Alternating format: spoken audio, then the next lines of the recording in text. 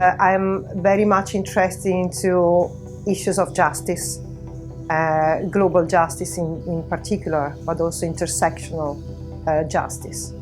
I'm studying natural resource politics, theorizing the politics of extraction and extractivisms, how to study extractivisms and how to study their resistance, different resistance strategies. That's one theme. So expansion of extractivisms and their resistance. In that theme there also belongs a study of the existential dimensions of resource frontier expansions.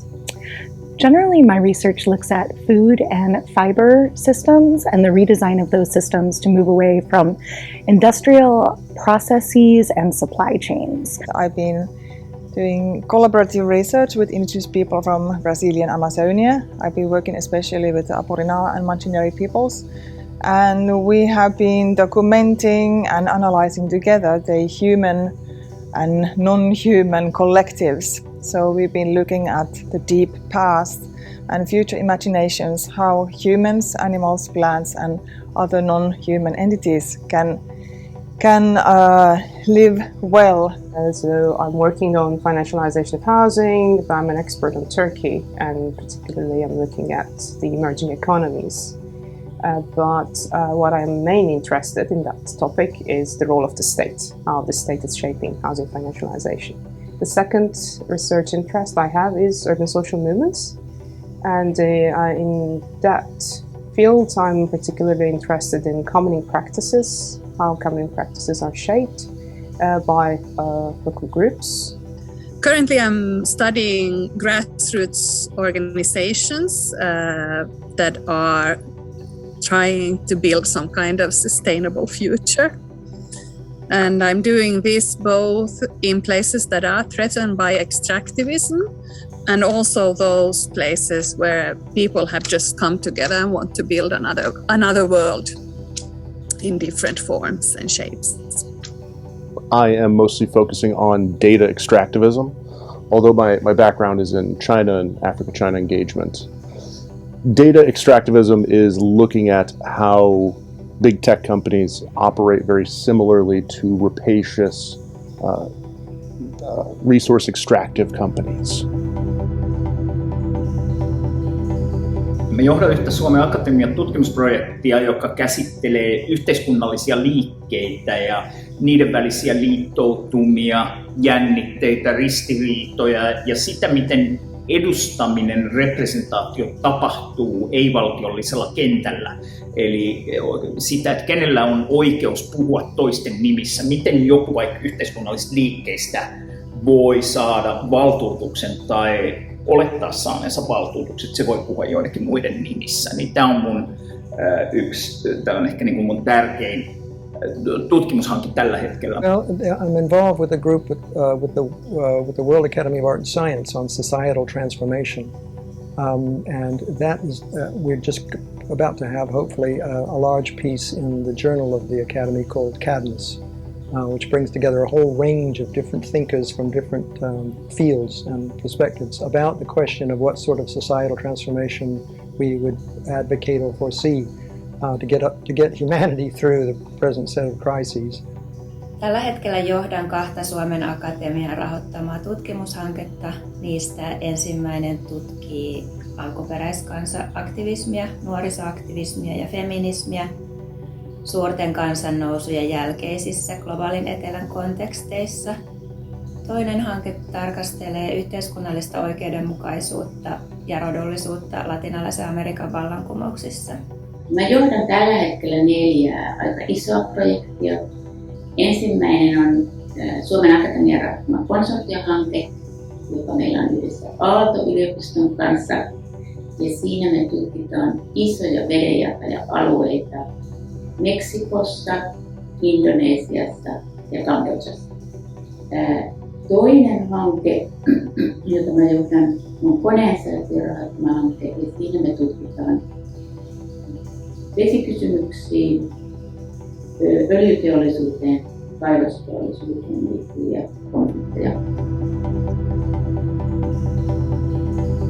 It's really, in my view, an exciting and vibrant community about working around a concept or a set of concepts: extractivism, global extractivism, transformative alternatives, which we really think are necessary, but need social, scientific, and analytical work and improvement and directions in theorization that we might be able to contribute to, and strengthen the networks of scholars around the planet who are also working along those lines. I think that what connects us is a concern about the systemic changes that we need in society.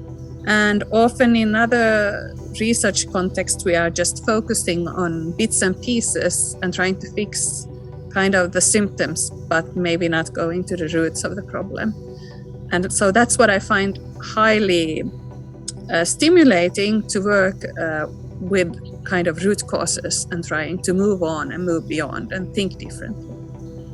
I think that EXALT provides a really important space and umbrella, because extractivisms and alternatives are so broad. I mean, in terms of resources, geographies, the communities being impacted, there's not really another space right now where people can come together. And I think EXALT does a great job in providing a space and platform for different scholars to come together through different symposia, seminars, conferences, to learn from each other, from different types of extractivisms, and how to understand the world better through this new concept, and being open to also practitioners, not only scholars, in different parts of the world, and really look at these things in a more global terms, not just in Latin America or focused on some sector, but in many different aspects of these issues.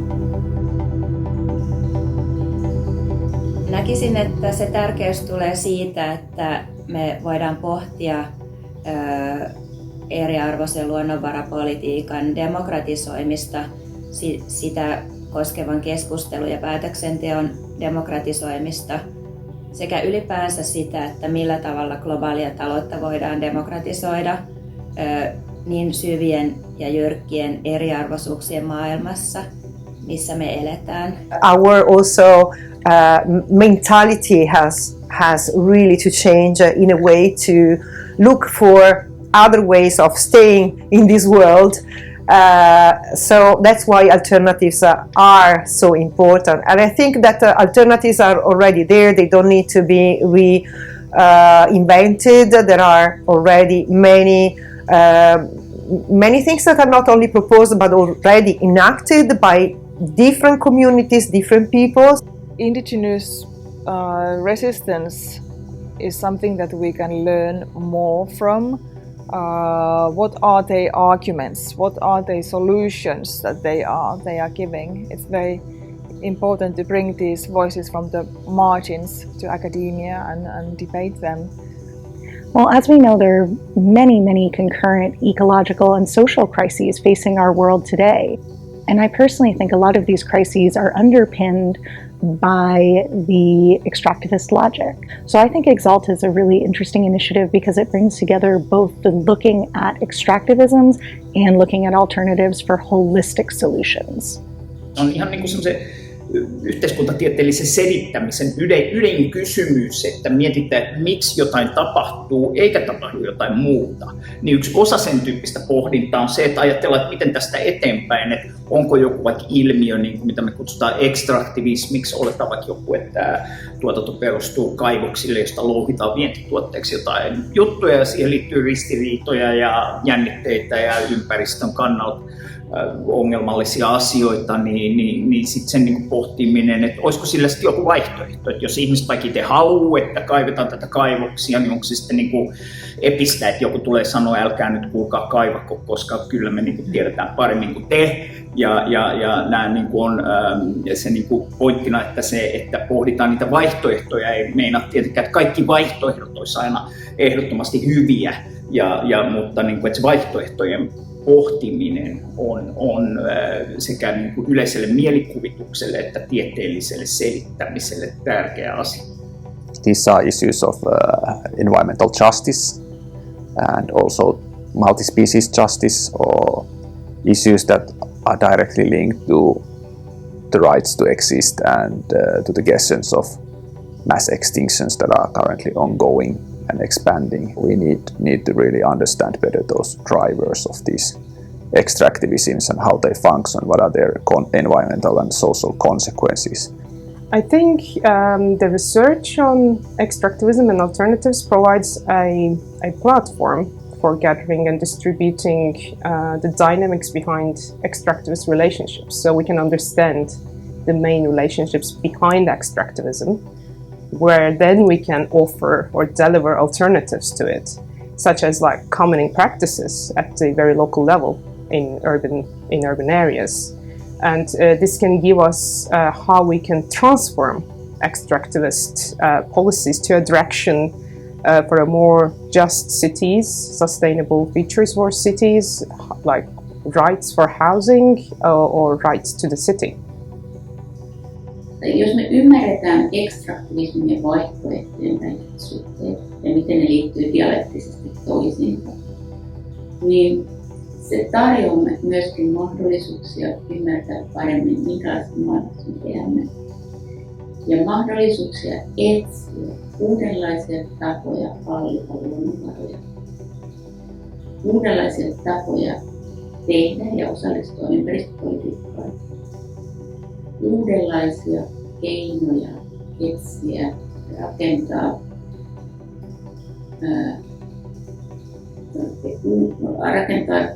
osallisuuden ja oikeudenmukaisuuden muotoja.